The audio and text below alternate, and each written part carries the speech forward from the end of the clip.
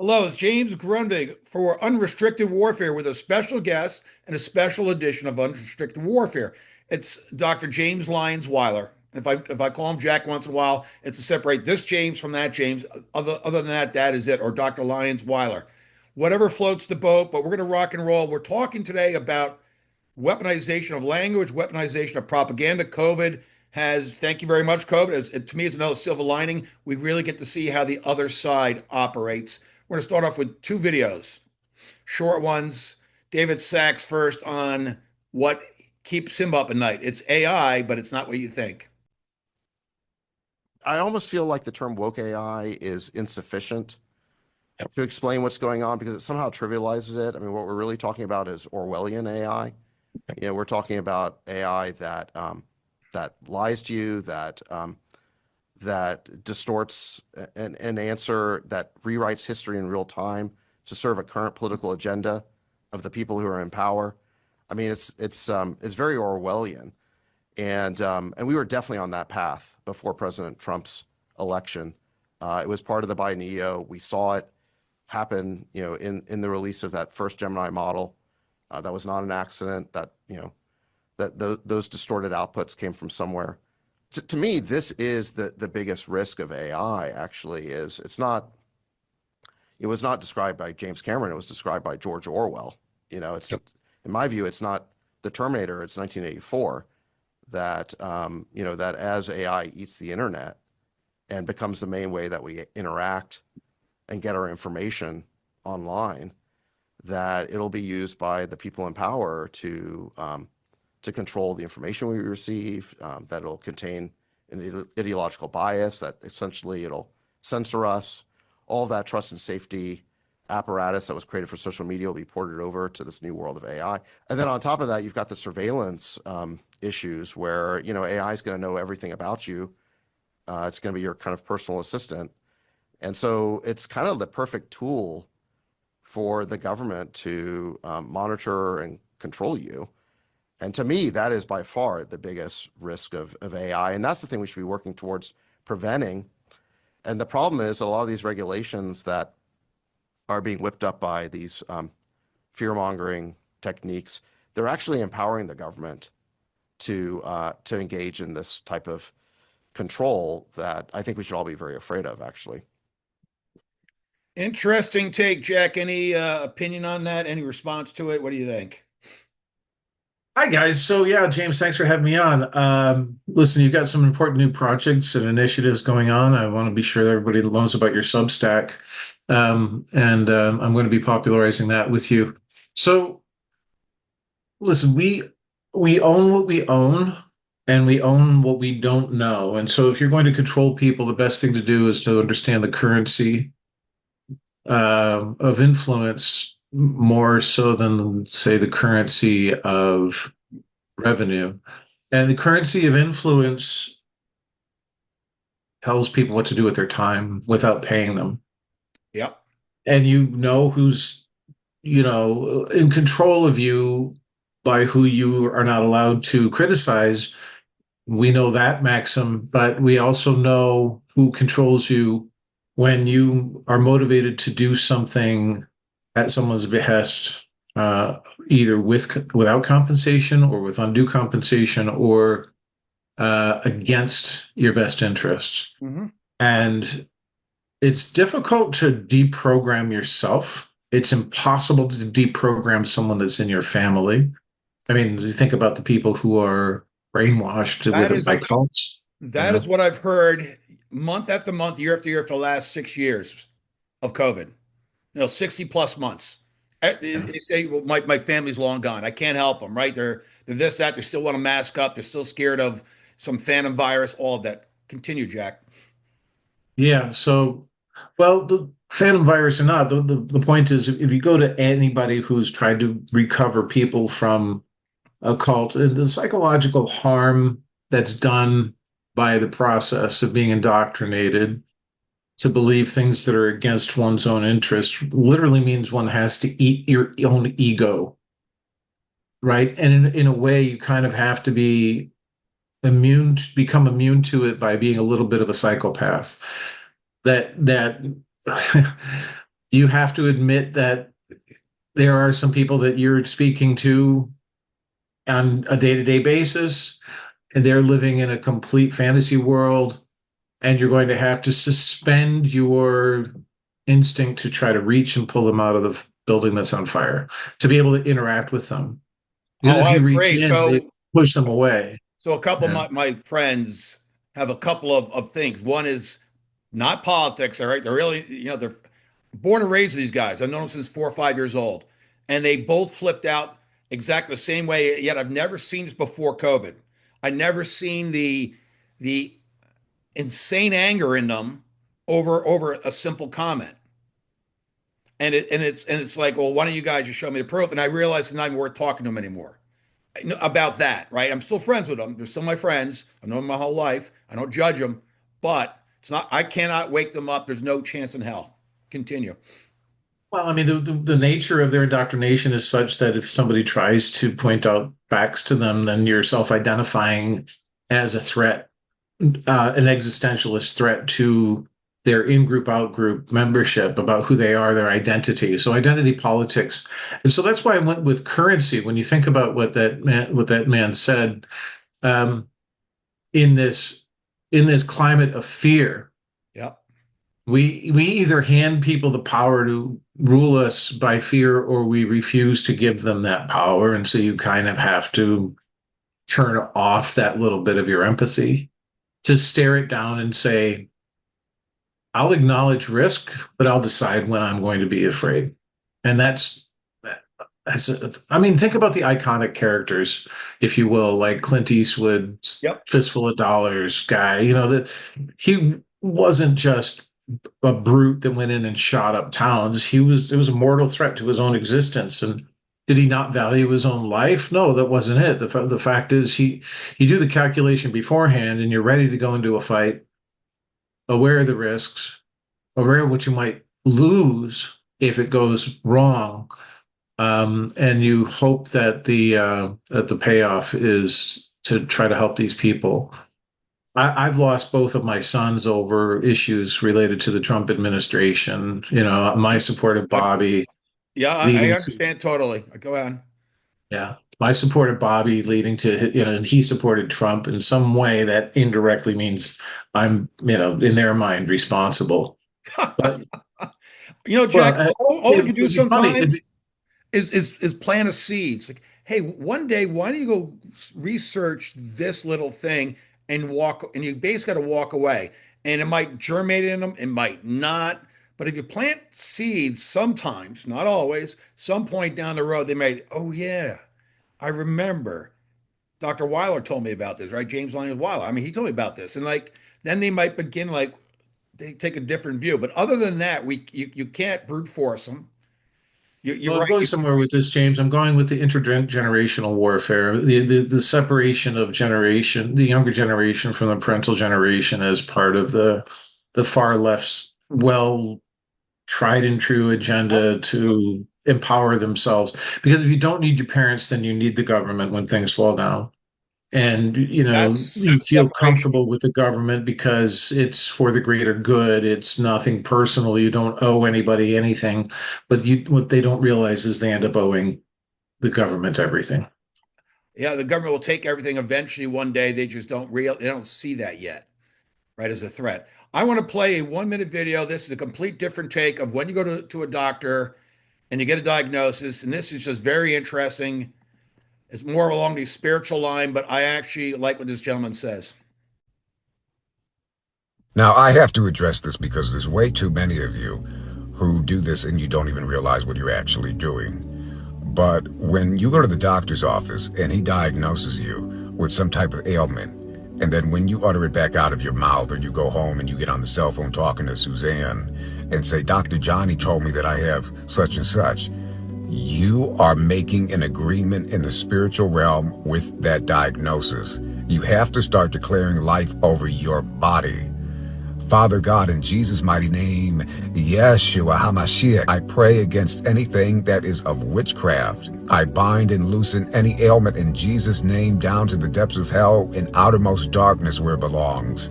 In Jesus' name, amen. Start praying against stuff like that. not coming into agreement with it, you're doing yourself a disservice. Start filling yourself with the Spirit of God more in everything that you do. Interesting, Jack. Well, take a look at it this way. There's this problem where people take on the identity of the disease that they've been given, right? There's a very well-known psychological phenomenon. And that identification with the disease helps them orient their life in a way that they feel better prepared. But if you're chasing symptoms, then you're always going to have that disease. And so you can identify as a person that has such and such.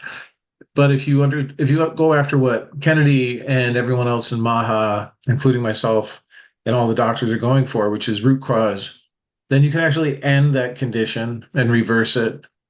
So we have to get into this world of fighting to predict, prevent, mitigate, treat, and reverse chronic illness. If we don't do all of those, then people are going to walk around thinking that they are their disease. So that man is correct. Very, very interesting. Let's go into a PowerPoint and get into your topic today, because it's a very interesting topic. And we've been seeing this for quite some time. So natural language processing, AI for me identified too. There's natural language understanding and natural language generation from the AI point of view. Then during the COVID age, the last 6 years, so in my opinion, is a silver lining. They started changing vaccines with like one of the first big words. They've omitted a lot of stuff from us, right, from the public. And then they're now changing the word in hospitals called biologics instead of vaccines, because apparently from what Dr. Tenpenny and others are saying is that if you get a biologic, they don't have to get your permission or inform you that you're getting a biologic. You're just getting jabbed when you're out cold. Go ahead and start with either one of those, vaccines or biologics, or even the NLP. Yeah. Yeah, if you take an inventory of the number of terms that were put on the table for debate over their definition, the semantics of what an actual thing is by Fauci and his crew, it's a very long list, and vaccines or biologics are certainly there, but they actually redefined what a case is. Yep. How you think about what this at the core, in the very, very center, if we're going to count the number of people who have the disease, who have serious illness, who are hospitalized, and who die. And of course, others would debate the definition of the disease, of course. The But things like asymptomatic, I love, one of my favorite. right, exactly. So then efficacy of vaccination. Okay, is it efficacy to prevent vaccine? No, it's actually going to move the goalpost. It's efficacy against hospitalization. No, it's efficacy against evidence of serious disease. No, what is it? I mean, we really don't know what they mean now when it comes to efficacy, because they've changed the definition so much. They did this also with influenza back in 2014. They changed influenza from molecular-based diagnosis of the presence of the influenza virus to any disease that looks like influenza, but there's no molecular test not saying that it's something else. Saying that it's something else, or the absence of evidence. And so that's how they got from 5,000 deaths a year from influenza to 50 to 80,000 deaths a year. What's the definition of rare? Is it 1 in 10,000, 1 in 100,000? They changed that. And then, of course, everyone remembers Rand Paul taking Fauci to task over the definition of gain of function and the definition of science, right? And Fauci saying, "I am the science." And so, right, he started thinking about it. Well, wait a minute. He's science incarnate, when science is a process. A person is not a process, and science itself was replaced with narrative control, narrative enforcement. Yep. And if you need some way to induce panic, then just change the way you define cases so you can increase the total number as much as possible with false positives. And even if they test negative for PCR, go ahead and diagnose them with COVID. We need the cases. So, and then it gets so bad on misinformation, disinformation, malinformation. Yep. Of course, then you can say, well, let's change the definition of truth. the fundamental definition of what truth is, what is information. And listen, this is a classic syndrome in gaslighting. Mask, don't mask, mask, don't mask, Yep. mask, don't mask. Okay, you're the expert. I can't keep track of this. Just tell me what to do. And in that moment, you become enslaved. They will tell you what they want you to do. You've told them that, you've deferred to them. You become compliant because, after all, Fauci's Fauci. He's the science. I mean, he's the expert.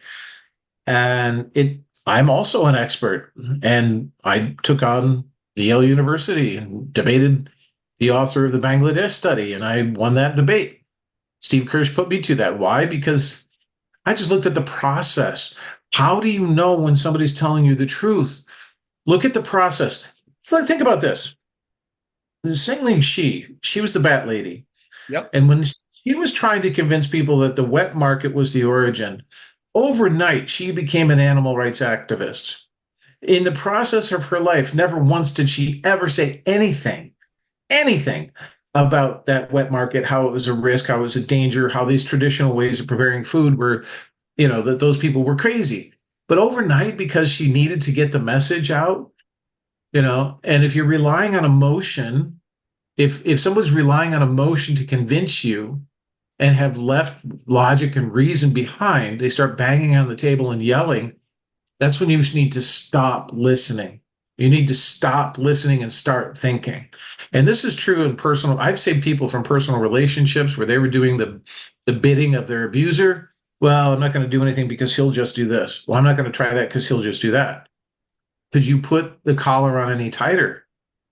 Oh, what they're saying is I don't want the conflict or it's futile, but they're actually saying it.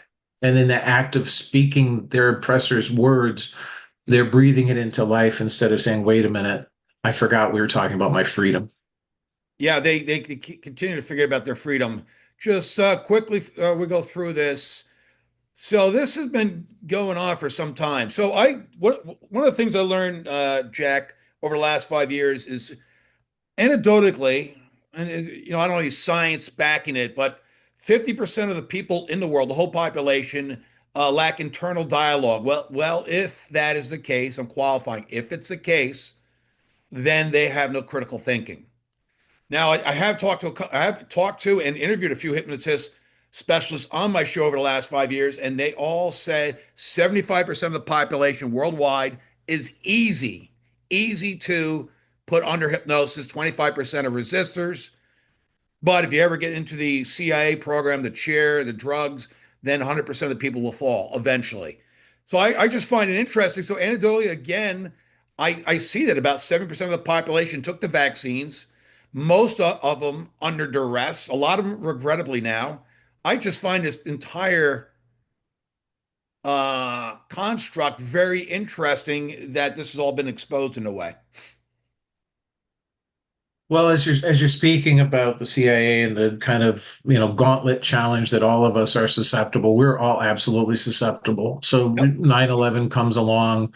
I really didn't support Judge George W. Bush before that. After that, I'm like, go ahead and invade these countries. Who cares about these countries? Just go get these countries. And Agreed. I lived in Massachusetts, about, I say the equivalent of 5 city blocks away from the farm of one of the pilots who died in 9/11. Yep. And we used to go there and get ice cream at his dairy. And then during the lockdown on airports, you remember there was a no-fly period. Yep. I went to bed convinced, go ahead, we got to do this war in the Middle East, take over all these countries that they want to take over. Let's just be done with it. They're not going to do this to us. This is America. And in the middle of the night, when there should be no airplanes, there was some jet airplane that powered up over my house. And the sound, I knew the sound of this because I stayed at a campground where jet airplanes were taking off every day, over and over and over. And it scared me out of the blue, James. And I woke up screaming. Yep. You accidentally muted, Jack. No, I know. So I woke up screaming out of fear that there would be. I thought it was the end of the world. I thought it was nuclear. I was near Boston at the time. That greater fear, that greater existential fear, kicked me out of the media-induced hypnosis about, my country do or die, support for George W. Bush, whatever war powers he wants, and that's what it took. So it was a shift in my brain that was profound and fundamental. Yeah, no, I'm with you. So 9/11, we can I can categorically say this, and you may or not agree, but COVID didn't, the coronavirus didn't come out of the bat cave, and the 9/11 didn't happen out of an Afghan cave. I can say that conclusively and feel 100% assured about both statements. Yeah. Well, there was a time when Ebola itself was not something that we feared. And they lied about the number of cases that the process was going to produce Yep. until an evolutionary biologist working for Yale University, who I know personally, and I knew him when he was a graduate student, and I helped him with his postdoctoral proposal for the Sloan Foundation. He came out and he said, "Hey, wait a minute, guys, you guys are using a Brownian motion model, and Ebola transfers in the population through social networks. And so, no, it's not the end of the world. It's not going to spread throughout Africa. It's going to be fine." But then the darker part of that was they said, "Oh, okay, well, let's use these Ebola treatment units to fool everybody who has symptoms of Ebola, whether they have Ebola or not, to come in, and we'll sequester them as if they have Ebola." Well, 50% of everyone who did not have Ebola that went into these to get Western medicine to save their lives actually got Ebola, and 50% of those people died. And that's a very dark truth. And so, if you think about what they're doing with lockdowns and putting the elderly in nursing homes Yep. and forcing grandma to be exposed to SARS-CoV-2 coronavirus, then it's the same mentality. And the currency, again, this is where the currency of the value of human life, the value of the sanctity of the individual rights, has to, by principle, vastly outweigh your immediate comfort and sometimes your security. There has to be risks that we share in the world, and we can't just put it on other people. I am with you on that. Andrew Cuomo, who you're talking about, who ran for New York City mayor and got shellacked the polls with Zoran, and I call him mommy daddy because I'm no longer a New Yorker. Because I wisely foresaw back in 2020 people like him come into power, and lo and behold, I've been proven right yet again. Reason 181 why I took my family out of New York City. It just Isn't it so funny that they had to run somebody that's so far out of the realm for New York City mayor to try to re-legitimize Cuomo politically? It's like we got this really bad guy. Nobody wants him. Nobody likes him. Everybody understands how far off the rails he is. Let's bring in a whack job no one's ever going to vote for in the United States of America. And guess what? The socialists want anybody that's going to have centralized control. no question. Now, as a New Yorker, I'm going to say this. Cuomo, when he was grilled under oath by Congress or the Senate a year ago or so, he lied under oath. He claimed that a staff member told him about putting people in nursing homes. That is a complete, utter lie. It was McKinsey, the consulting company, which had a playbook, which actually the French Senate has gone through, and our Senate has not bothered with it yet. McKinsey was hired by 8 states, including New York, Louisiana, and a few others, to actually put the elderly in nursing homes. That was actually McKinsey did that. So I bet one day, maybe next year, if the truth ever and justice ever comes out, we're going to learn exactly what Cuomo did. It wasn't a staff member. He hired on day one with his COVID money, basically McKinsey. And McKinsey went out and McKinsey went into France and they had a problem in France. France hired 50 consultants, but McKinsey was the most paid. So they had this simple playbook and they ran with the playbook. And there's probably no science behind that, Jack. I'm just taking a wild stab.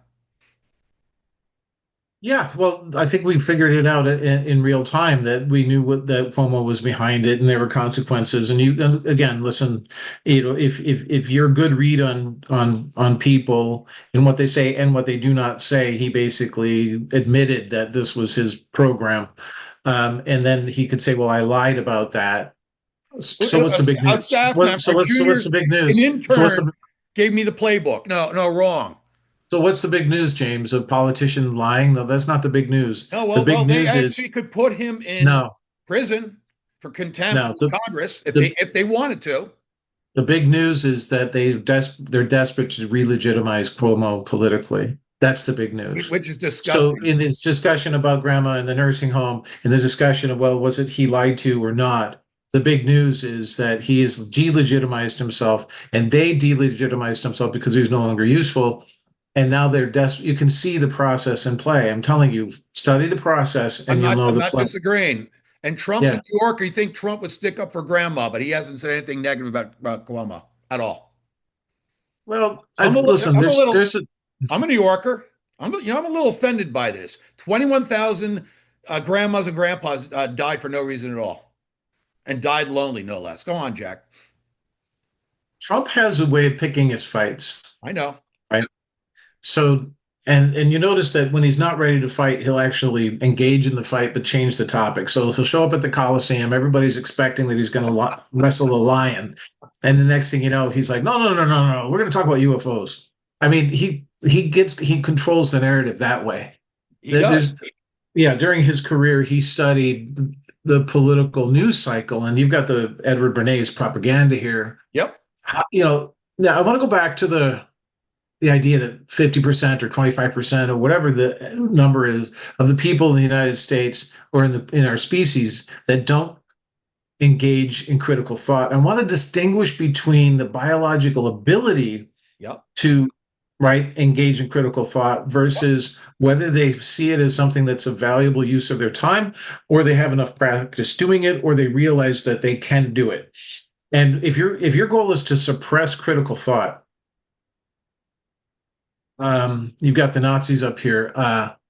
Someone in Canada told me that her grandfather was one of the Canadian forces that went over to liberate Germany, and was going through. His job was to go through one of the medical doctor's offices and collect anything that might be useful for the intelligence community. Yep. And he collected all this paperwork, and he brought some of it home, and he kept some of it. And so through the two generations, it was passed down, and that her sister actually learned German to read these documents. And one of the documents was this experiment that the Nazis conducted to inject prisoners, gypsies, Jews, and others, yep, with substances to see which ones made them most compliant. And that aluminum hydroxide was one of those compounds. And if you don't know what's going on with aluminum hydroxide in vaccines, please, pay attention. Your baby gets hepatitis B, 250 micrograms of aluminum hydroxide in the first day of life. They want a compliant population. Why? Because we as a collective force are very powerful. And so they want to actually use that power to their own agenda. They don't want us to unite for the truth. They want us compliant instead. They want us on their digital ID system. They want us using AI.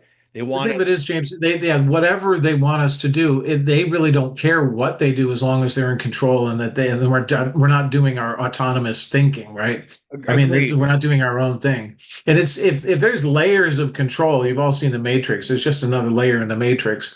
Always. If there's layers of control, the entertainment industry programming us through movies and films to getting us ready for what's coming next. Yep. The pre-programming, that's real. Entertaining us with pivotal and disaster situation comedies that are not in any way enriching in life. And how about this? How about the message that came in somewhere around 1976 and was consistent all the way up until, I would say, it was no longer necessary by 2014, that the father figure in America was a stupid oaf, a clown. Yeah. How about that? How about that? Oh, it was so funny that dad was always the fall guy and he was always the least reliable and he couldn't tie his own intellectual shoes. And, the Hollywood did that. They taught an entire generation that fathers they can't be relied on. And if you can't rely on your father, then you're going to turn to the state. That's exactly right. And then there's the CIA classic to not search the rabbit holes anymore. Don't dare go to the truth. They call you conspiracy theorist, right? And that started in 1967 with the Warren Commission. And then basically, though, in my opinion, when Jeffrey Epstein didn't kill himself in August 10th of 2019 in New York City jail, I stated now, and I'm stating throughout the last 5 years, that the conspiracy theorist label died, but people have to understand how it died. It's a joke. If you're getting your information from the government or the mainstream media, you're in trouble. You know what's great about Goebbels' last name, Jack? I ran it through Hebrew Gematria, which is taking letters and turning them into numbers. Oh, and it turns out to 181. Well, what else is 181? Barack Obama. And what's weird about that, Jack, is in 2013, President Obama, in his second term, did what? He legalized propaganda in the mainstream media. And I'm surprised that President Trump has not, rescinded or discarded or executive ordered that away, but it's still part of it. And I'm wondering why Trump has not gotten rid of that yet. So that's just one thing. But if you look at Goebbels, you got Barack Obama, Nephilim, you got mandate from the COVID era, and you got biological AI, whatever that might be. Very interesting. Well, right. So they legalized that propaganda because at that time became abundantly apparent that it was happening. And then they needed it with Ebola. But which was the following year, just for the the audience. following year, that's right. And so October it was 2014. happening, and there were going to be consequences for propaganda. And so they decided to retrospectively make it legal for just years and years of lying. And the difference, what's the difference between propaganda and a lie, James? The difference between a lie is that I'm saying something, it's outright a falsehood, that's a lie. The difference between lie and propaganda is I may want you to believe something that is partly true and desperately need you to believe that it's partly true in a way that sticks even when you find out that it's not true. Yep. Right. That's the difference. And propaganda has this insidious stickiness to it, to the point where, well, years after the facts have come out, people won't accept it, and they refuse to accept it. And the danger is that this weaponization of things in our society, lawfare, weaponization of language, weaponization of retraction in journals, weaponization of definitions, weaponization of our children against ourselves. These moves to make it the in-group, out-group causes people to not want to lose their identity, and your identity is caught up in a specific group. Then you feel as if you will lose everything if you emerge as being different from anyone in that group in some substantial way that goes to the core identity. And so you're willing to accept falsehoods, and you no longer care because you hate the other side. If you're made to hate the other side, then it doesn't matter whether the truth exists or not, and you yourself become the propagandist, a willing participant in something you know is not true, specifically to defeat this adversary you forgot why you were at war with. Yeah, I like the other term we learned in the last 5 years: virtue signaling. that was a good one. Yeah, I mean, this is a one of those boomerang things. So we didn't really go into it yet, but if somebody is trying to tell you that they're doing good in the world, they care about your opinion, and there's this dismissal of that person's contribution, whether you agree with the goodness of what they're doing or not. They at least at that time care enough to tell you, hey, look what I did. You should love me for this a little bit more, or be proud of me, or whatever.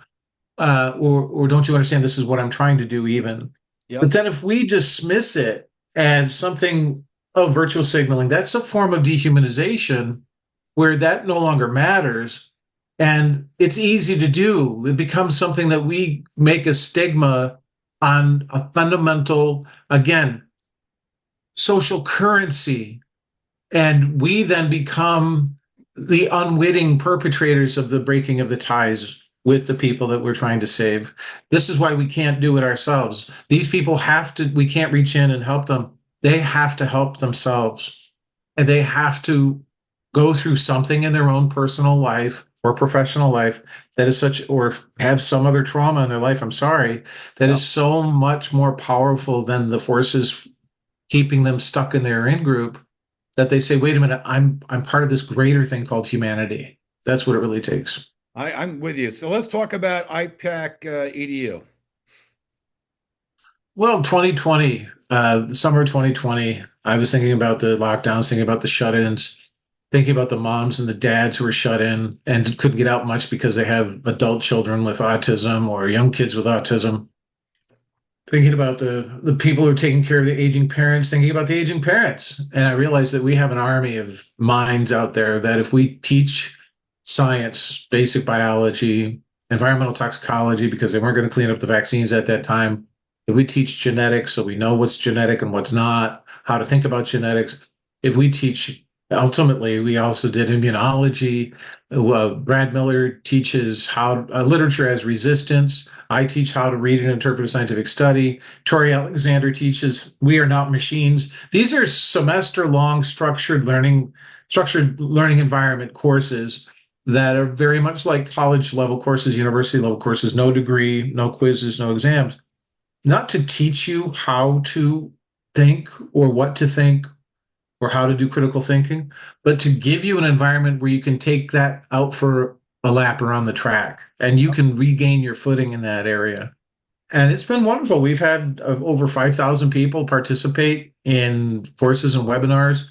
And then, there's a webinar every Monday evening. It's live. The courses are live, so you get to talk to the instructor at the end with question and answer. You get to meet other people like you taking the class, other people who are not like you taking the class. That's fun too. Yep.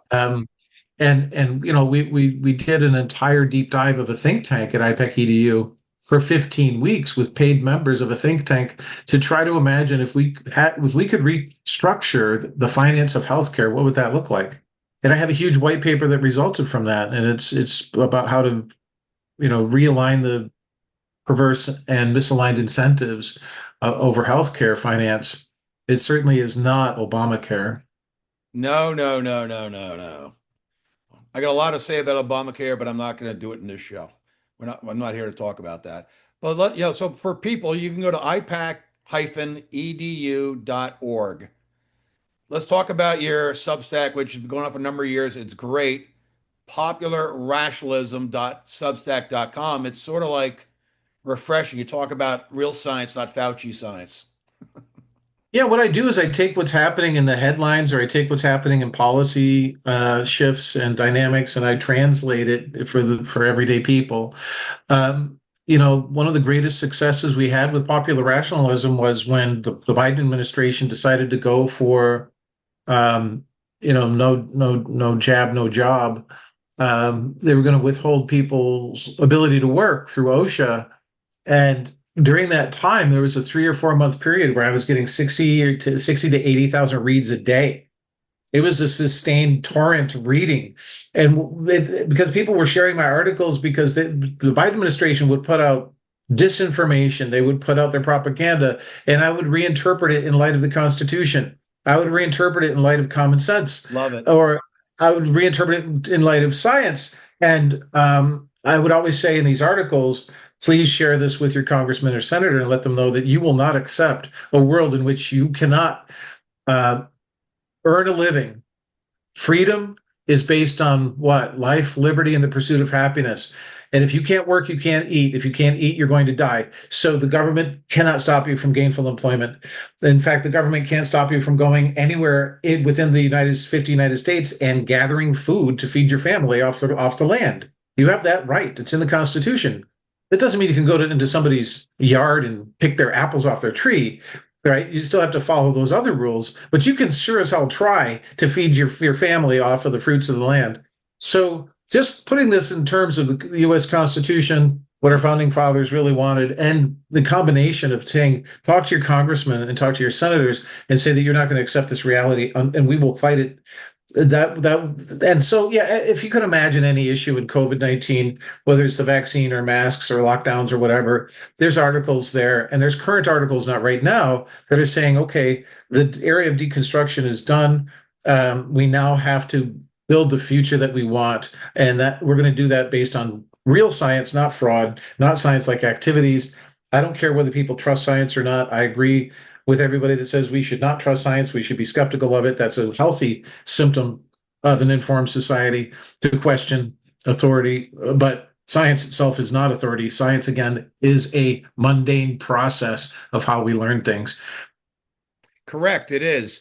So for people, again, there's an email here, info@ipac-edu.org. Want to talk about Yeah, that? send us a little email and just say hello and tell me that you saw this on James Grundvig.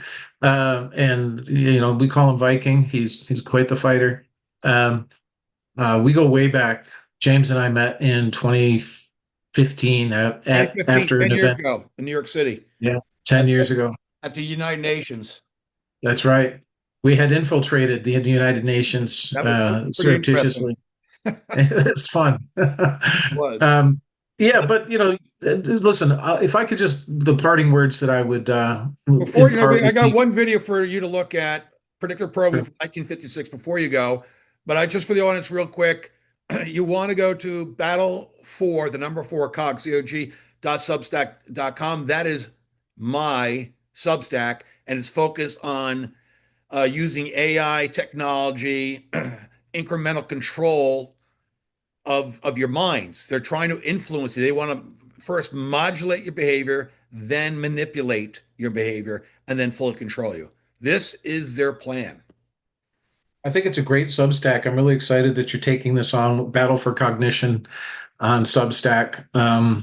These are going to be they are fascinating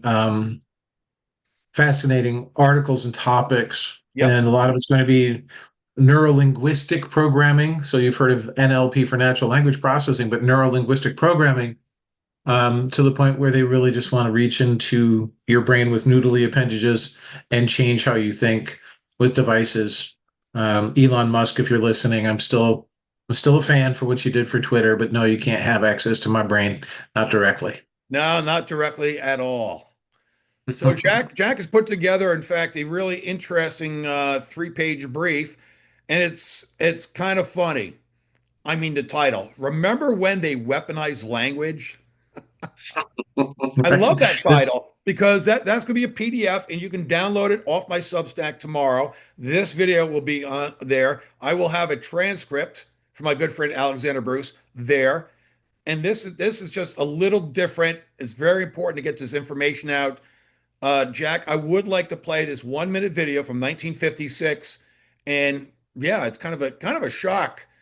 Predictive programming has gone on this long, but here we go.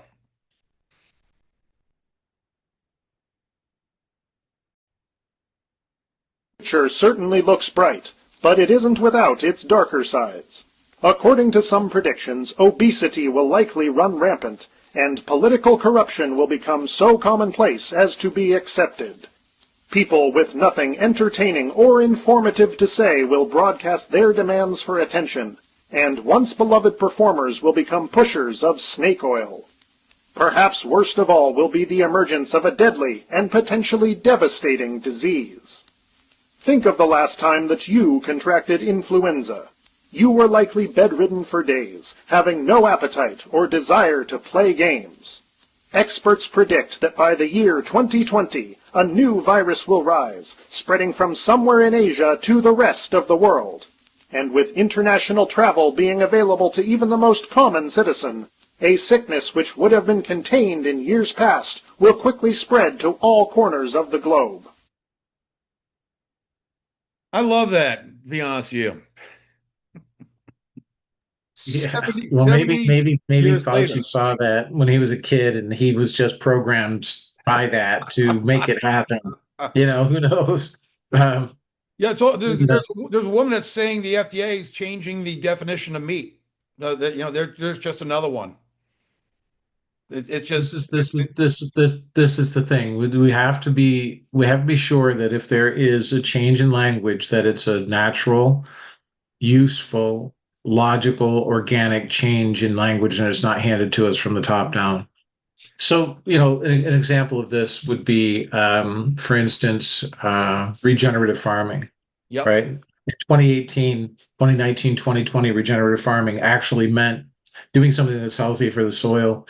And they took it over. And now they have their definition of it. They're using it. They're using it in all their papers, and it means something completely different, and it's not healthy for the soil.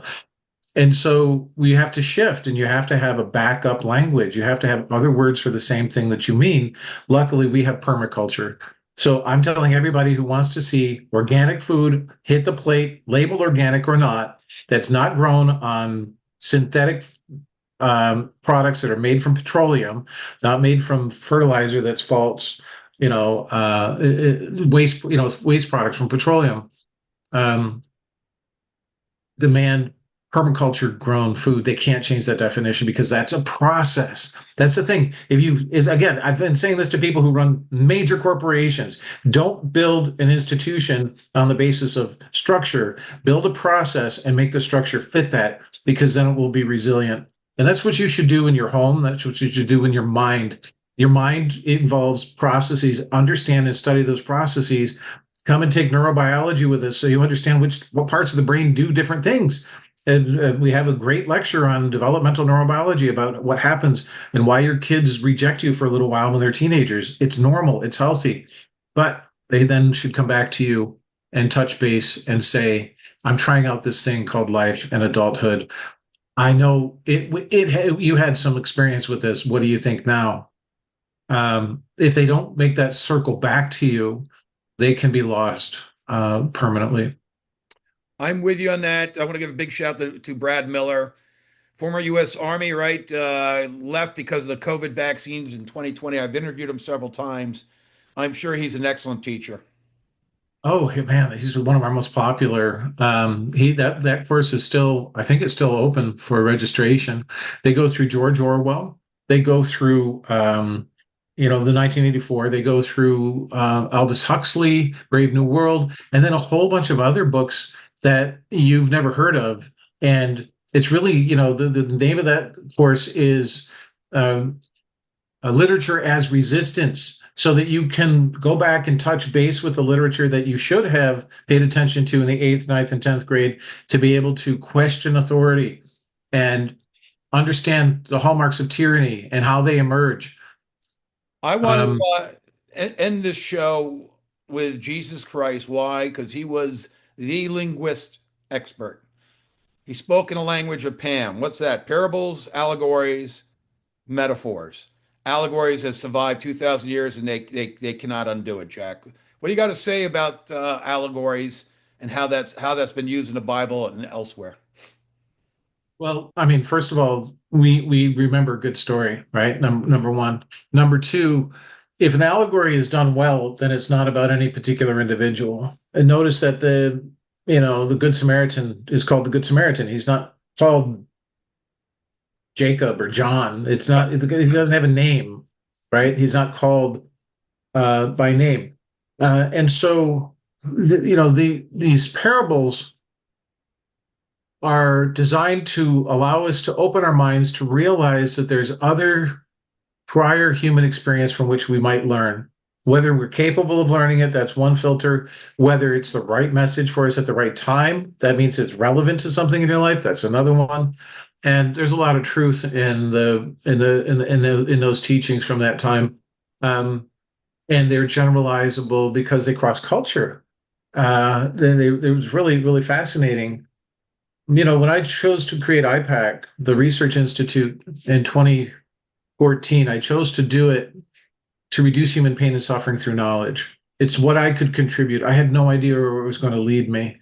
But time and again, if you go look up my name and you look up fact check, you'll see that they tried to say I was lying. And I fought back on my blog or on my Substack or in my podcast. Unbreaking Science, and I show that the fact checkers are just whitewashing. The side that laughs, I call them the fake checkers. In fact, they're yeah, pretty much done with now. And I guess the good news is USAID, USAID and other government programs that were actually laundering money so they could be used weaponized against American people. I guess yeah. it's really good that stuff's coming to an end. Well, just remember that. I wanted to just close with the thought that everyone has the potential to improve themselves. Everyone has the potential to learn how to do critical thought. Everyone has the potential to question authority. And just remember, if you're frustrated because all those people that you thought were your friends and that were going to take over this issue and push and win, and that there's discord within your group, that's a healthy thing. If you get a bunch of revolutionaries in the same room, what are you going to get, James? A revolution, Yeah. right? You're going to get some discontent. You're going to get some disagreement. Disagreement is the sign of a healthy social unit. Oh, If I we all, completely agree with you. Before COVID, the family dynamic alone was always disagreement. Everyone, talks about want to talk about an ecumenical story, Thanksgiving dinners, right? How people argue back and forth, right? Family, like they don't want to see each other, that bad uncle, all that fun stuff. And yeah, and it's in this next generation, it's every this culture in every country. It's not just United States, right? It is that's right. worldwide. This younger generation has been taught that conflict of any kind is violence. Like conflict, like verbal conflict. I disagree with you, is violence. And number one guy that does this even now is Barack Obama. The talk about weaponization of language, right? These words are an attack. No, they're not. They're just words. These are not a violent attack. These are just words. And if you can't disagree with somebody, then you are conferring all the power to that other party, and I'm not, or to a third party that won't let two people have a discussion. Yeah. Censorship hurts two people. It's not just the people that can't see what, it's not just the people that can't speak, it's the people that can't hear you.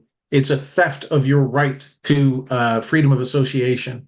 And thank God for the Constitution. Thank God is right. We're going back to Republic. Jack, thank you very much. I will catch up with you soon. Talk soon, my friend.